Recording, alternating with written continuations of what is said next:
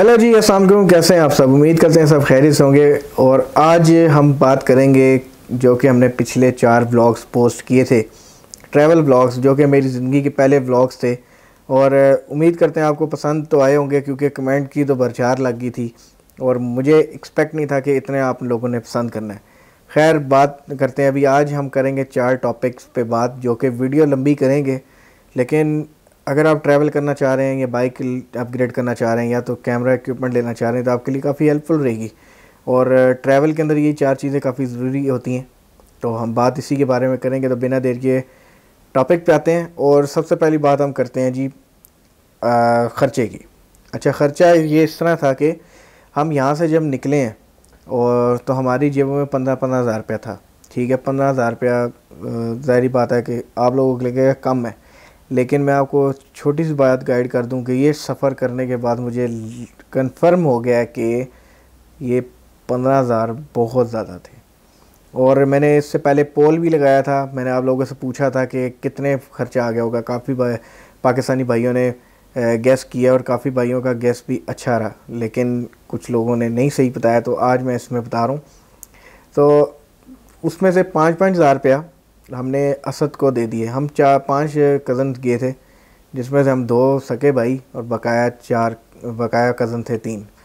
तो यहाँ से हम 5 निकले हैं मानसरे के लिए और 4 बाइक थे। अब यहाँ से फ्यूल हमने अपनी जेबों से फुल करवाए। ठीक है, वो जो 5,000 रुपया दिया था उसमें से हमने फ्यूल का ख़र्चा नहीं निकाला।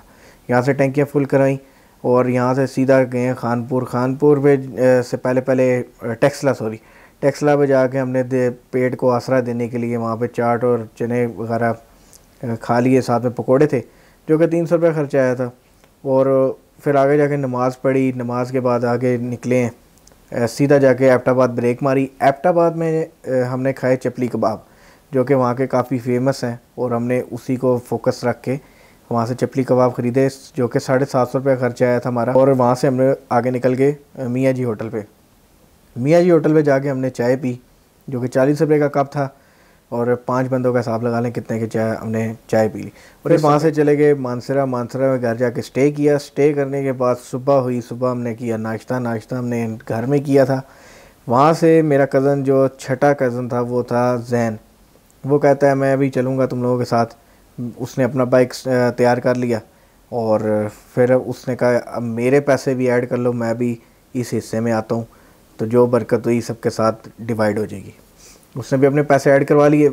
आगे हम निकले हैं जी, और आगे हम जाते गए हैं जी बालाकोट तक। बालाकोट पे जाके हमने सबसे पहले रीफ़िल करवाया। कुछ भाइयों का बीच में ये क्वेश्चन था कि वहाँ के पेट्रोल मिलता है कि नहीं मिलता। हालांकि फ्यूल पंप जगह जगह पे मिल रहे थे। हमने गलती की कि एम ही जाके पेट्रोल डलवा लिया, जो कि बहुत माइनर सा पेट्रोल डला। अगर आप देख लीजिए 1 लीटर भी पूरा पेट्रोल नहीं डला था। तो खैर आगे निकले हम, और मानसरे तक की मैं एवरेज बता दूं आपको। पहले ये तो मैं भूल जाता हूँ बार बार। पिंडी से मानसरा एवरेज मेरे क्या कहते हैं, सबसे पहले जीएस की बताते हैं। उसने दी है 42, और हमज़ा के बाइक ने, जो कि 2022 मॉडल था। मुबशर का बाइक 2021 मॉडल है, उसने दिए 35। लेकिन वो पिंडी आगे एक बात बता रहा है कि मेरे बाइक की टंकी लीक है, तो उस वजह से हम उसको एज दे देते हैं। शायद उस वजह से उसकी बाइक ने एवरेज कम दी कि पेट्रोल लीक करता रहा कॉन्टीन्यूसली। फिर बालाकोट पे आगे गए, आगे जाके हमने नमाज़ पढ़ी एक जगह। वहाँ से हमने खाना पीना कुछ भी नहीं किया, और सीधा फिर जाके नमाज़ पढ़ने के बाद ब्रेक मारी हमने एक रेस्टोरेंट के अंदर। वो था चपली कबाब का, क्योंकि वहाँ के चपली कबाब बहुत मशहूर हैं। आप एबटाबाद के बाद आपको बहुत से रेस्टोरेंट दुकानें मिलेंगी जहाँ पे चपली कबाब बिक रहे हैं। उधर से हमने ऑर्डर दिया। हमने कहा किस तरह भी किलो, कहता 550 रुपये किलो। हमने वहाँ से उससे कहा कि चलो 1.5 किलो ले आओ, साथ में चने की प्लेट भी ले आओ, क्योंकि हम 6 लड़के हो गए थे और खाना भूख भी बहुत ज़्यादा लगी थी। और जब वो लड़का लेकर आया, उसने जी 5 या 4 कबाब इतने छोटे छोटे ला के रख दिए। हमने कहा ये क्या? कहता है जी ये 70 रुपये का एक कबाब है। हमने कहा ये हमने तो तुम्हें कहा था ये 550 रुपये किलो के हिसाब से लाना है। कहता है ये इधर कोई नहीं है, खाना खाओ, यहाँ से निकलो यहाँ से। उसने बदतमीज़ी की। हमने कहा चलो गोली गिराओ, और हम वहाँ से उठ गए। जो कि मुझे फ़ील हुआ था कि गलती की है या फिर सही की है। और वहाँ से फिर हम उठे हैं और क्योंकि 4 साढ़े 4 का टाइम हो चुका था, हमने बहुत टाइम वेस्ट किया। मतलब कि पहले नमाज़ें पढ़ते रहे, नमाज़ें तो चलो टाइम वेस्ट नहीं है, लेकिन वहाँ पे जहाँ पे नमाज़ पढ़ने के लिए रुकते थे वहाँ पे हम सवा सवा घंटा वेट करते थे। एम ही रेस्ट मार लिया, तस्वीरें खींच ली, वीडियो बना ली। तो ये मतलब कि हम आप बता रहे हैं, नमाज़ें हमने कोई भी नहीं छोड़ी माशाल्लाह। और मौलवी असद हमारे साथ था, जमात कराता रहा। अच्छा, आगे फिर मुझे ऐसा फ़ील हुआ कि हमने गलती कर दी है यहाँ से कैंसिल करके, क्योंकि आगे कोई रेस्टोरेंट मिले ही ना हमें। और आगे जाते जाते जाते जाते एक रेस्टोरेंट आया, हम बड़े खुश हुए। उस टाइम बारिश भी शुरू हो गई थी। हमने कहा चलो अब यहीं पे ही खा लेते हैं, फ़ाइनल करते हैं। उसके बाद रुके जी, उसने कहा जी 250 रुपये की प्लेट है जी चनों की, 250 रुपये की लोबी की, 250 रुपये की फ्राई अंडे की। उसने हर चीज़ ना एक रट्टा लगा के रखा था, 220 और 250, 220 और 250। हमने कहा भाई हम पैसे दे दें, लेकिन ये वैल्यूबल नहीं है। हमने कहा हमने यहाँ रुकना ही नहीं है। हम और तब में आ गए, असर का टाइम हो गया, 4 साढ़े 4। अब टाइम भी नहीं याद सही। खैर आगे निकले, वहाँ पे नमाज के लिए रुके, अल्लाह की करनी हुई हम उसी होटल में रुके जहाँ पे नमाज के लिए भी काफ़ी खुली जगह थी, वज़ू के लिए भी। और उसका रेस्टोरेंट का चपली कबाब का टेस्ट बहुत ज़बरदस्त था, और वहाँ पे हमें किलो के हिसाब से भी मिल गए। ये काफ़ी ज़बरदस्त सीन हुआ हमारे साथ, और हमने पेट भर के खाना खाया। जो भी होता है बेहतरी के लिए होता है। और वहाँ पे हमारा कोई 1100 रुपये ख़र्चा आया था तकरीबन, और 1100 या 1200, जिसमें से चाय भी थी। अच्छा, वहाँ से फिर हम निकले हैं। हमने फिर ब्रेक नहीं मारी, हम बारिश में भी भगाते हुए गए बाइक्स। हमने कहा यार आगे रात होगी ना, हमारे लिए मसला हो जाएगा, क्योंकि हमारे बाइक की लाइट जो है 6000 केल्विन की कलर की लाइट है, जो कि बारिश वाली रोड पे ऑब्ज़र्व हो जाती है। पीली लाइट ही कामयाब है, जो कि सिर्फ असद के बाइक पे लगी हुई थी। हम वहाँ से आगे निकल गए और भगाते गए। आगे जाके हमें रोड काफ़ी टूटी हुई मिली, बीच में पैच काफ़ी ज़्यादा थे जो कि टूटे हुए थे। लैंड स्लाइडिंग की वजह से पत्थर भी रोड पे काफ़ी ज़्यादा पड़े हुए थे। और मोड़ तो आपको पता ही है, ऊंचाइयाँ आपको पता ही है किस तरह की होती हैं। आगे जाते ही डैम का एरिया आ गया, जहाँ पे डैम बन रहा है। वो रोड तो शदीद गंदी, शदीद गंदी। हमने भी फिर, हमारे पास जीएस जो और यामा अल्हम्दुलिल्लाह कमाल के बाइक बनाए हैं जी।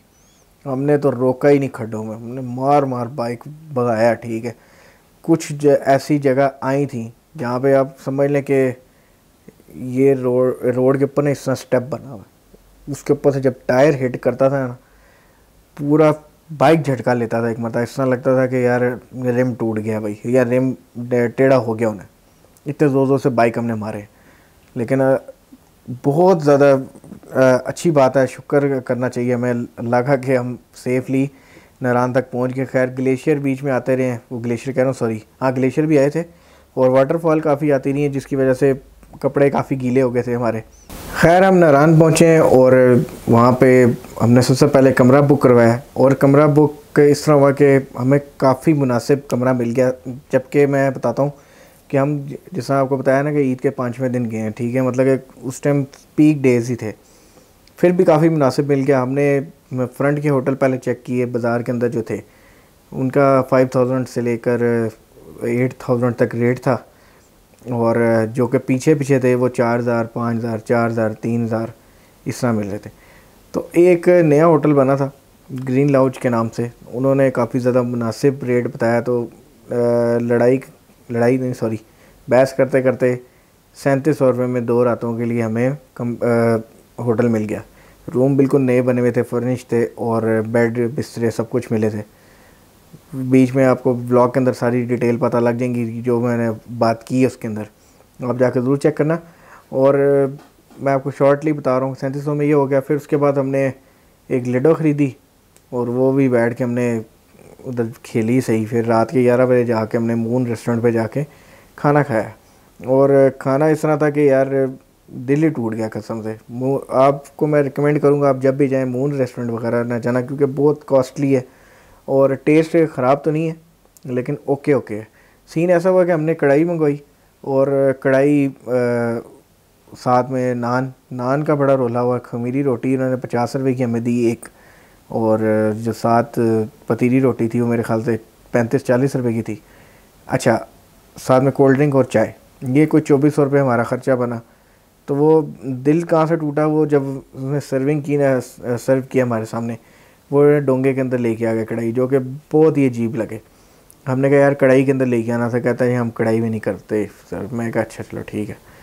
हमने 2 प्लेटों के अंदर डिवाइड किया, वैसा लगे कि हम कोई सालन आया महल्ले से, हम वो खा रहे हैं, तो कोई थोड़ा सा मज़ा नहीं आया। खैर उसके बाद जाके सो गए। अगले दिन बाटाकुंडी जाना था, लुलू सर लेक तक, और प्लान हमारा 100% था कि लुलू सर लेक तक जाएंगे। सुबह उठे, इन्होंने फिर फ्यूल दिलवा लिए। इनका दिमाग बड़ा आउट हुआ था कि बार बार फ्यूल दिलवाई जा रहे थे, जो कि मुझे अच्छी चीज़ नहीं लगी, बल्कि काफ़ी कज़न्स बीच में थे जिनको अच्छा नहीं लगा कि यार बार बार क्यों दिलवा रहे हैं हम। खैर वो सिर्फ हमने CG125 के लिए ही दिलवाया कि यार कोई मसला ना हो, टैंकी छोटी है उसकी, कितना रास्ता है, कितना पेट्रोल लगता है, कुछ नहीं पता लगता। खैर पैसे थे, पेट्रोल पंप सामने था, इन्होंने दिलवा लिया। वहाँ से पेट्रोल पंप उसमें भी इतना कोई पेट्रोल लगा नहीं, 1.5 लीटर या लीटर डाला होगा, तो इतना ज़्यादा बाइक ने पेट्रोल नहीं खाया। वहाँ से हम आगे निकले हैं बाटाकुंडी की तरफ। अब यहाँ पे बाइक की आप यहाँ पे बात आ जाती परफॉर्मेंस की, ठीक है, क्योंकि ख़र्चा वगैरह हम पीछे भी कर रहे हैं और वापसी पे ख़र्चा करना था। परफॉर्मेंस सबसे पहले मैं आपको बताता हूँ जी, होंडा CG125 की। उस पे जो जैन था एक बाइक पे, दूसरे पे था असद। तो असद मेरे साथ साथ रहा, जैन भी साथ साथ रहे, लेकिन जो असद है ना मुझे गाइड करता रहा कि यार ये मसला है। अब उसने बालाकोट से मानसरा से बालाकोट तक का मुझे बताया कि कह रहा है मेरा बाइक थोड़ा सा मिसिंग करने लग गया, लेकिन इतना नहीं कर रहा। तो अब आगे नारायण से बाटाकुंडी तक, वहाँ पे ऊंचाइयाँ काफ़ी ज़्यादा हैं, ऑक्सीजन की कमी काफ़ी ज़्यादा हो जाती है वहाँ पे। और जो कि अगर नारायण की देख ली जाए 7300 फीट है इस्लामाबाद से हाइट, तो इसलिए हाइट भी काफ़ी ज़्यादा थी। और बाटाकुंडी जाते टाइम हाइट और बढ़ती जा रही थी, जहाँ से ऑक्सीजन की कमी बढ़ती जा रही थी। और तकरीबन CG ने इस तरह किया कि वो लो RPM पे मिसिंग कर रहा था काफ़ी ज़्यादा, और हाई RPM पे सही। अब हाई RPM कहीं कहीं लग रहे थे, क्योंकि ऊंचाइयों पे आपको पता है कि हाई RPM जा ही नहीं सकता बाइक, वहाँ पे ऑक्सीजन की कमी इतनी ज़्यादा है। CG की बात ये होगी, अगर आप जाना चाहते हैं CG125 पे लेके जाएगा, क्योंकि हम भी अपनी मंजिल पूरी कवर करके वापस घर भी आएँ। और अगर आप सिंगल हैं तो आप सिंगल लेके जाएं, बेहतरीन बाइक है। और बकाया उसके अंदर थकान हो जाती है, ज़ाहिर बात है, क्योंकि उसके अंदर जो सस्पेंशन सिस्टम है, सीट मनूवर है, वो बड़ा अजीब सा है, तो वो इस वजह से ना कमर दर्द निकल आती है, बाजुओं की दर्द निकल आती है। अच्छा, उसके बाद आ जाती है GS की बात। देखें जी, GS आपको पता है इन सारे बाइकों में सबसे ज़्यादा पावरफुल, मतलब कि आप देखें जो 2 हॉर्स पावर सबसे ज़्यादा है, वेट में भी ज़्यादा है और CC में भी ज़्यादा है। 150 CC बाइक है। तो मैं कज़न का छोड़ता हूँ, मुबशर का, मैं अपने भाई का बाइक पकड़ता हूँ उसके ऊपर, क्योंकि डबल सवारी थी। 70-70 किलो के 2 लड़के बैठे हुए उसके ऊपर, और वो ऊंचाइयाँ चढ़ रहा है ईज़िली। और जहाँ तक मिसिंग की बात है, बिल्कुल भी मिसिंग नहीं किया। हाई रेफ के ऊपर मिसिंग कर रहे थे बाइक, ठीक है, क्योंकि ज़ाहिर बात है अब इधर ना उल्टा सिस्टम हो गया। CG लो RPM पे कर रहा था और ये हाई RPM पे मिसिंग कर रहे थे, जो कि हाई RPM अच्छी चीज़ है कि आपको एक एज मिल जाता है, आपको ऊंचाइयों पे चढ़ाने के लिए आपके पास ज़ोर होता है कि आप बाइक इजीली चढ़ा सकते हैं। अब वहाँ पे GS ने काफ़ी अच्छी परफॉर्मेंस दी है, ठीक है, नो डाउट। डबल सवारी कोई छोटी बात नहीं है, सारे इंजन पे आपके गियर बक्से पे स्प्रॉकेट पे लोड पड़ा होता है, फिर भी वो इजीली चढ़ रहा है। और ये उसके स्टॉक टायर्स के ऊपर की कहानी है। आ जाती है अब यामा की बात। यामा ने भी सेम हैज़ परफॉर्मेंस दी है। यामा मैं ख़ुद चला रहा था, तो इसका मैं एक्सपीरियंस डिटेल से आपको समझा सकता हूँ, लेकिन मैं वीडियो लंबी नहीं करना चाहता, क्योंकि पहले ही बहुत लंबी होती जा रही है वीडियो। और मैं उसमें सिंपली बात बताता हूँ कि मेरा बाइक मेरे हाथ में जब था, मैं ऊंचाइयाँ चढ़ रहा हूँ, तो ये 8000 RPM मैक्स टच कर रहा था। उसके बाद ना बाइक घुटने लग जाता था, साफ फील होता था कि रेस तोड़ है, ठीक है। मिसिंग करना शुरू, मिसिंग नहीं घुटना, मिसिंग कुछ और होती है, वो CG कर रहा था जिसमें गिड़ गिड़ गिड़ गिड़ करके आवाज़ आ रही थी। जबकि आपका यामा और GS था, इनकी सेम परफॉर्मेंस थी। उसमें ये है कि इनके टाइमिंग चेन सिस्टम आता है और CV कार्बोरेटर आता है, तो ये होंडा CG125 से थोड़ा सा चेंज है सिस्टम। उसके अंदर ओवर हेड कैम आता है, तो इसलिए थोड़ी सी टेक्नोलॉजी में भी फ़र्क है और शायद इस वजह से परफॉर्मेंस में भी फ़र्क था। लेकिन अगर वेट देख लिया जाए तो मेरे बाइक का भी काफ़ी ज़्यादा था, पिछला टायर भी मोटा डला हुआ है और ऊपर कुछ चीज़ें भी लगी हैं जिसकी वजह से बाइक काफ़ी ज़्यादा वज़नी है। और ऊपर से मैं भी 70 किलो का, बाइक इजीली चढ़ा है, ठीक है, कोई प्रॉब्लम नहीं थी। वीडियो कोई भी ऐसा सीन मैंने मिस नहीं किया। मैं अगर कहीं प्रॉब्लम आए मैं आपको शो कराऊँ, ठीक है, क्योंकि आपने बाइक लेना, आपने पैसे देने अपनी जेब से। मुझे कोई कंपनी वालों ने पैसे नहीं दिए, ये ना हो कि आपके पैसे हराम हो जाए या पैसे ज़ाया हो जाए। आपके सामने बाइक ले गया, वीडियो लंबी बनाने का मकसद ही यही था कि आप लोगों को बाइक की परफॉर्मेंस पता लगे कि सारे बाइक कैसे कैसे जा रहे हैं। और ऊपर गए हैं, कुदरती रास्ता ही बंद था, ठीक है, तो लुलू सर लेक हम नहीं जा पाए। करीब ही थे, कुछ 5-10 किलोमीटर का फ़र्क रह गया था, लेकिन हम वहीं से वापस मुड़ गए। और बाइकों की मैंने आपको परफॉर्मेंस के बारे में बता दिया कि GS और यामा बिल्कुल सेम परफॉर्मेंस दे रहे थे। सिर्फ GS का एक एज था कि वो 150 सीसी है, वो डबल सवारी पे भी सेम परफॉर्मेंस दे रहा था, और मेरा बाइक सिंगल पे था और सिंगल पे भी सेम। और आपका भाई फिर भी मुबशर भाई कमेंट करेंगे नीचे, भाई सबसे आगे रहा, क्योंकि बाइक ने बहुत मज़े से परफॉर्मेंस दी है। सबसे अच्छा एज हमें ये मिल गया था, मिसिंग नहीं कर रहा था, तो हम RPM खींची जा रहे थे।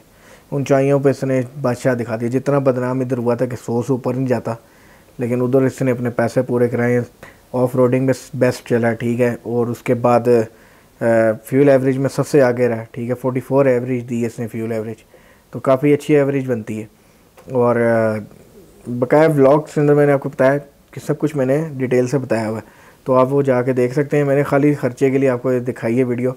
और फिर उसके बाद वापस नारायण बाज़ार आ गए। खैर उससे पहले हमने चाय भी पी थी बाटा कुंडी में, और जो दरिया के किनारे हमने बैठ के, दरिया के अंदर ही बैठ के हमने चाय पी थी चारपाइयों पे। वो भी खर्चा बीच में इंक्लूड होता है, और वो भी 40 रुपये का कप मिला था इजीली। और फिर उसके बाद आगे गए, फिर बाज़ार वापस आके मगरिब की नमाज़ पढ़ी, और मगरिब की नमाज़ पढ़ने के बाद हमने उसके खाने के लिए निकले। फिर मैंने कहा भाईजान अब मेरे कहने पे ये पंजाब रेस्टोरेंट चलो। पंजाब रेस्टोरेंट गए, उधर जाके उन्होंने बहुत ज़बरदस्त खाना पेश किया, सब कुछ सामने बन रहा था, वो और अच्छा एक्सपीरियंस था, और देखने का भी मज़ा भी आ रहा था। वीडियोस भी हमने बनाई, और वहाँ पे हमने कढ़ाई जब मंगवाई है, मैंने कहा यार ग्रेवी ज़्यादा हो जाएगी, कहता हाँ जी हो जाएगी। वो इतनी बड़ी कढ़ाई लेके आया, दिल खुश हो गया। साथ में उसने रोटी के बारे में बताया, पर हेड है 60 रुपीज़ पर हेड।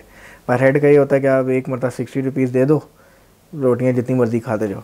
हमने को ओके सीन है, उसने इसी तरह किया। हमने फिर धड़ाधड़ खाना शुरू कर दिया। वहाँ पे भी 2300 रुपया बना था हमारा बिल, उसमें भी कोल्ड ड्रिंक थी, चाय इंक्लूड थी, और इतना ख़र्चा उधर आया। और फिर उसके बाद रात होगी, रात के 2-3 बजे जाके हमने कॉफ़ी पी, और कॉफ़ी भी मेरे ख़्याल से 100 रुपये का कप था मेरे ख़्याल से। वो हमने 4 बंदों ने पी, 2 सो रहे थे। फिर उसके बाद हम निकले हैं, सुबह नमाज़ पढ़ी, हमने नाश्ता किए बगैर सीधा झील सैफुल मलूक पे चले गए बाइकों के ऊपर, जो कि एक गलत फ़ैसला था, लेकिन क्या कह सकते हैं, सब साथ थे तो हमने कहा चलो ऐसे ही जाना चाहिए। हम ऊपर गए हैं, ठीक है जी। ऊपर जाके रास्ते में परफॉर्मेंस दोबारा बात आ जाती है, बाइक ज़रा सा भी मिसिंग नहीं किया, और शुक्र अल्लाह का बहुत प्यारा बाइकों पर चढ़ा है। GS भी डबल सवारी पे चढ़ा है, और मेरा बाइक सिंगल पे बहुत अच्छा चढ़ा है, ठीक है ना।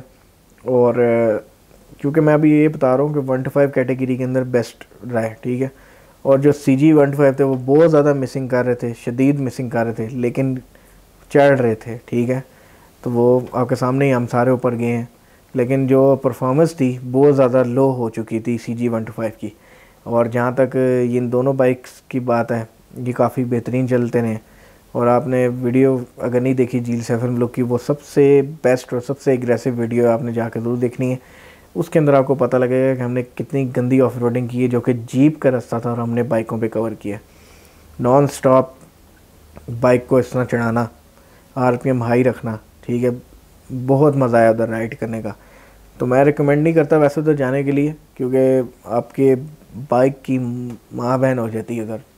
बहुत गंदे खड्डे हैं, ठीक है, टायर भी फट सकते हैं, रिम भी टेढ़ा हो सकता है। शॉक्स भी लीक हो सकते हैं, इंजन के नीचे भी लग सकती है चोट वगैरह। और वहाँ पे मेरे भाई के बाइक फुटरेस्ट सॉरी वो ब्रेक पैडल होता है नीचे वो लगा, पैडल ही टेढ़ा हो गया, तो वो नुकसान उधर हुआ है। और शुक्र अल्लाह का मेरे बाइक यहाँ सीजी में कोई इतनी ही प्रॉब्लम नहीं आई, डाउन क्लियरेंस काफ़ी बेहतरीन रही है। अच्छा, ऊपर पहुँचे, ऊपर जाके नाश्ता किया। अब नाश्ते का मुझे रेट याद नहीं है क्योंकि उधर खुशी इतनी चढ़ी हुई थी, मुझे रेट का अंदाज़ा नहीं रहा। उधर भी इतना ही लगा होगा, 700-800 रुपये। और अंडे थे, साथ में पराठा था। अच्छा, फिर उसके बाद उधर फिरे, खेला कूदा, ज़ाहिर बात हम उधर यही करने गए थे, फ़ोटोग्राफी की है। वापस आए नीचे आके फिर 2 से 3 घंटे हम रूम के अंदर रेस्ट किए और फिर नाश्ता किया हमने अगेन। ये नाश्ता करके वहाँ से हम निकल गए। अब ये जो सारी कॉस्ट है, फिर मानसरे आके फ्यूल दिलवाया वापस, और ये सारी ये कॉस्ट मैं आपको बताऊं, फ़ी बाइक 5300 रुपये ख़र्चा है। हैरान कुन करने वाली बात है ना। इतना मैं नॉन स्टॉप बोला हूँ सिर्फ इसीलिए बोला हूँ कि एंड पे आपको ये चौंका देने वाली बात। 5300 रुपये ख़र्चा है, जो कि हमने 5-5 हज़ार रुपये जमा कराया था असद को, और नारायण में जाके 1000 रुपये हमने एक्स्ट्रा दे दिया। और माशाल्लाह कैसे बरकत डली है। अगर आप देखा जाए तो हमारा 30,000 रुपये ही बनता है, ठीक है, क्योंकि 6 लड़के थे और सब पे डिवाइड हो गया। और उसके ऊपर अगर घर के फ्यूल की भी डाल दी जाए बात, क्योंकि उसमें मिक्सिंग हो गई थी, टैंकी फुल थी बाइक की, किसी की नहीं थी, तो इसलिए हम वो कॉस्ट डालते ही नहीं। वो भी 1300, 10,000, 1300 इतने तक की बनती है। तो अगर आप ओवरऑल भी देख लिया जाए ना तो 6,000 रुपया या 5500 रुपया बनता है, जो कि कुछ भी नहीं है। इतना लंबा ट्रैवल, इतना ही इंजॉयमेंट, खाना पीना हर जगह, मतलब एंजॉय करके सारा कुछ करके हम घर पहुँचे। 2000 रुपये का खाली पेट्रोल खाया बाइक ने, बकाया सारा पेट पूजा हुई है। तो ये चीज़ थी। और बहुत इकनॉमिकल गए हैं, इकनॉमिकल आए हैं माशाल्लाह। और उम्मीद करते हैं आपको बात शौक़ लगी होगी, यार कितना सस्ते में आ गए। यही आप गाड़ी लेके जाएं तो 40-50 हज़ार रुपये लगता है, लेकिन वो 40-50 हज़ार रुपये इसलिए बड़े लगते हैं कि वो एक बंदा खर्च रहा होता है। इधर हम 6 बंदे थे, सब ने डिवाइड किया था, तो ये बहुत इजी है। हम 2017 में मेरान लेके गए थे, हमारा 23,000 रुपये खर्चा आया था और 6 लड़के थे। तो वो भी इस तरह का एक्सपीरियंस था। अभी तो महंगाई भी है, हम महंगाई के दौर में भी बड़ा सस्ता खा पी के आ गए। ये सिर्फ ये था कि नमाज़ें टाइम से पढ़ते रहे, अल्लाह ताला ने बरकत डाली है हमारे पैसों में और हमारे सफ़र काफ़ी आसान रखे हैं, हमें कहीं भी प्रॉब्लम फेस नहीं आई। और हालांकि हमारे पास कुछ सेफ्टी प्रिकॉशन भी नहीं था, मतलब कि हमारे पास ना नी गार्ड थे, एल्बो गार्ड, कुछ भी नहीं था। सैंडल पहन के फिर रहे थे हम उधर। बूट हमारे पास थे लेकिन हमने ऐसे बैग में पैक ही रखे हुए थे, हम सैंडल्स के अंदर ही घूम रहे थे। तो आखिरी बात आ जाती है जी कैमरा इक्विपमेंट की। बकाया मैंने आपको सारी बात मिक्स करके समझा दी है। कैमरा इक्विपमेंट मेरे पास एक GoPro Hero 9 ब्लैक था, जो कि मैंने हेलमेट पे लगाया हुआ था, और दूसरा ये iPhone 13 Pro Max। तो ज़रूरी नहीं है कि आपके पास ये दोनों चीज़ें हों तो आप वीडियो अच्छी बना सकते हैं। असद ने भी वीडियो बनाई है, आप असद का चैनल भी चेक कर सकते हैं, हाफिज़ ब्लॉग के नाम से। और दूसरा जो है मुबशर ब्लॉग, आप उनके भी देख सकते हैं, उन्होंने मोबाइलों से वीडियो बनाई है और उन्होंने भी काफ़ी बेहतरीन गाइड की है। वो भी नए चैनल पे आ रहे हैं, वो यूट्यूब पे, तो उनको भी जाके सपोर्ट ज़रूर करना। और यही सीन था। मैं उम्मीद करता हूँ वीडियो काफ़ी पसंद आई होगी। अगर वीडियो पसंद आए तो ज़्यादा से ज़्यादा शेयर करें, लाइक करें। एंड जज़ाकल्लाह, अल्लाह हाफ़िज़।